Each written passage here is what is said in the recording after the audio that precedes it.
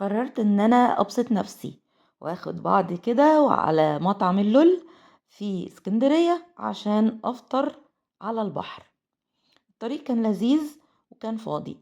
انا اتحركت قبل اذان العصر بحوالي نص ساعة. الطريق خد من المكان اللي انا اتحركت فيه في منطقة العمرية في اسكندرية حوالي 25 دقيقة. خلاص انا داخلة ومقربة خالص من المكان زي ما الGPS عمالة تزن في وداني.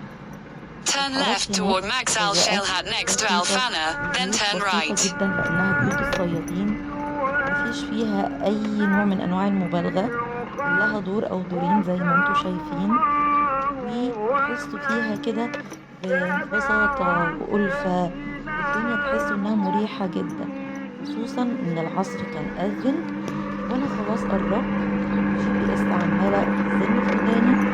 فقررت أدخل.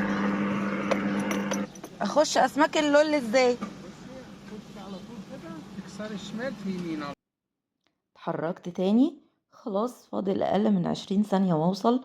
فانوس رمضان أهو متعلق، وادي البحر ظهر، وبدأت بقى تهل ريحة البحر واليود والسمك والفنار هناك اهو.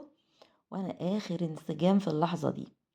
اول مرة على فكرة اقضي يوم في فطار رمضان، مش بس برا البيت، لا وفي اسكندرية، وكمان لوحدي. بس ما كانش فارق معايا، انا اصلا اخترت المكان علشان استمتع بالبحر واستمتع بالفنار. وقررت ان انا انزل بدري جدا علشان اصور براحتي خالص واستمتع بالوقت وبالمنظر وبالفضاء والفراغ قبل ما الناس تبدأ تيجي والزحمة تحصل. انا حسيت وانا بصور ان انا في مسلسل العتاولة بجد. بصوا المنظر، بصوا الشوارع، بصوا الزينة، بصوا كويس كده على الأراضي والأرضيات والسما.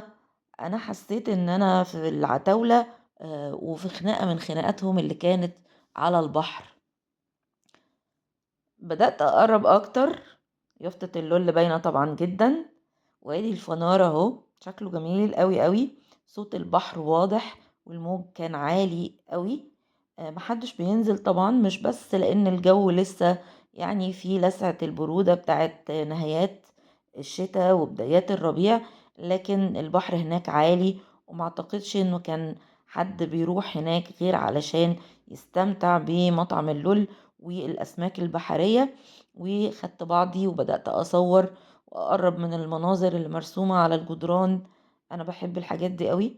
هتلاقوا كده في صور للاسماك والمرجان وبعض ايات من القرآن وبعض الدعوات وحبيبي يا ربنا.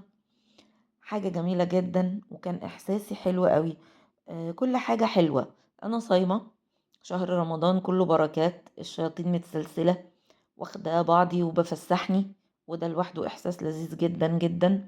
والدنيا رايقة وهادية لأني اتحركت بدري فوصلت بعد أذان العصر يدوب ب5 دقايق. فالمكان أكنه بتاعي ليا لوحدي. أسماك اللول فيها كذا منطقة، في مناطق إنك تفطر على البحر، وفي مناطق ترابيزات ما بين البحر وما بين القاعات المغلقة، وفي ترابيزات برضو تانية على البحر بس في قطوع خشبي مختلف. ده الفنار وبدأت أقرب. طبعا في رجل أمن مختص بمنع الناس من إنها تتخطى حدود الفنار لأنه مغلق. ودي اللوحة التأسيسية اللي بتقول إيه هو الفنار، اسمه الفنار الأعمى، وبتتكلم عن تاريخ التأسيس وعن الارتفاع بتاعه. طبعا استأذنت فرد الأمن واتحركت شوية لقدام علشان أقرب أكتر من الفنار وأصور لكم المنظر. الحقيقة أكتر حاجة بسطتني ويمكن هي المحرك الأساسي اللي خلاني أروح مطعم اللول هو المنظر بتاع البحر والفنار والرمل والبساطة والهدوء. وبرضه هرجع وأقول لكم حسيت إني في مسلسل العتاولة. الفنار طبعا ممنوع حد يدخله، متقفل تماما، اعتقد ان هو محتاج ترميم. ده تخصصي، انا دكتورة في الترميم، لكن مش في ترميم الفنارات، انا برمم حاجات تانية. سبت بقى الحوار وقالوا لي لازم انا تحجزي. طبعا هاجي دخلت افطر على النهارده محمود في وبدأت اسماك اسأله. اللول في القلعه. اسم حضرتك؟ محمود يا حبيبي. محمود. ترشح لي ايه بقى من الحاجات الجميله اللي موجوده في الفاترينا بتاعت الاسماك الفريش؟ يعني تحبي مقلي اكتر ولا مشاوي ولا صواني؟ انا على قدي معدتي صغنطوطه قوي، وكمان بحاول اخس. يعني انت متخيل الموقف؟ يبقى انا هنشتغل على المشاوي بقى، عشان طالما بتخسي الزيوت معانا مش هتبقى احسن حاجه. بالظبط. قول لي عندك ايه واسعاره ايه عشان هننزله على قناتنا على جوه الحلقه. اللي انت عايزاه. الاسعار طبعا كانت متفاوته، وانا عامله صيام متقطع في وسط صيام رمضان عشان اخس اكتر. الاجواء بقى بتاعت رمضان ماليه الصالات الداخليه.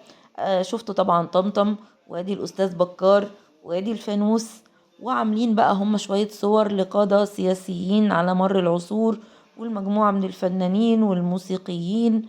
والدنيا هناك تحس انها اوثنتك قوي، يعني قديمه كده معتقه.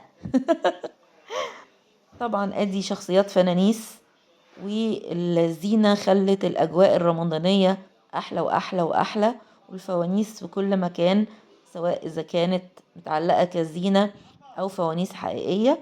خرجت بقى من القاعة بعد ما حجزت وعملت الأوردر بتاعي، ورجعت اتمشيت تاني بالكاميرا ناحية البحر وناحية الفنار. وطبعا بخلاف التصوير بتاع الفيديو، أنا قررت إن أنا أخد مجموعة من الصور الفوتوغرافية. عجبني جدا ان هم مغطين كل اللمض بتاعه الاضاءه بالاكياس البلاستيك، علشان طبعا يحفظوا اللمض من ان هي تتكسر، لان كان فيه نوة والهواء كان شديد قوي. بدأت الشمس بقى تعلن عن نفسها انها هتغرب وهتغطس في قلب البحر، وده معناه ان المغرب هيأذن، وان احنا خلاص هنبدأ نستعد علشان ناكل. اكيد قعدت بقى اختليت بنفسي، وقعدت ادعي الادعية اللي نفسي فيها، وقعدت ادعي لنفسي ولكل من احب، وان شاء الله يكون ربنا استجاب دعواتي ليا ولكل اللي بحبهم. خلاص الشمس عمالة تغطس، غطست خلاص، الاذان بيرفع، ولسه في ناس بتلعب في المية.